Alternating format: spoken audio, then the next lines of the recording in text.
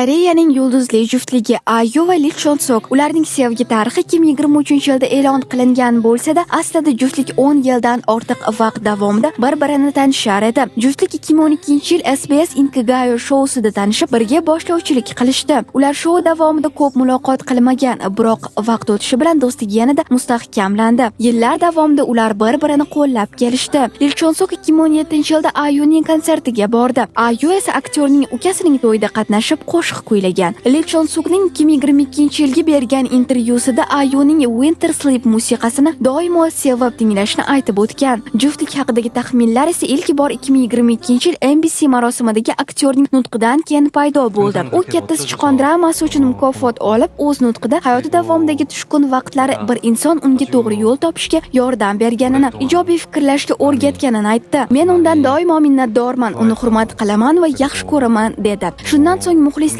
bu sirli inson aynan Ayu bo'lishi mumkinligini taxmin qilishdi. 2023-yilga kelib juftlikning munosabatlari rasman e'lon qilindi. Shundan so'ng Lee Chon-sok muxlislariga yozgan maktubida Ayu bilan ilk uchrashuv haqida gapirib, o'sha paytdanoq unga nisbatan alohida hislari bo'lganini tan oldi. Men uchun bu hissiyot do'stlikdan sevgigacha bo'lgan tuyg'uga aylandi. Bizning oramizda iliq hislar borligini bilardim, lekin bundan hech narsa chiqmayotganidan xafa edim. Uzoq vaqt davomida do'st bo'ldik. Endi nihoyat birgamiz, dedi aktyor. Ayu ham o'z maktubida Lee Chon-sokka bo'lgan hislarini aytib, qo'llab-quvvatlovchi, ishonchli va mehribon inson ekanligini ta'riflagan.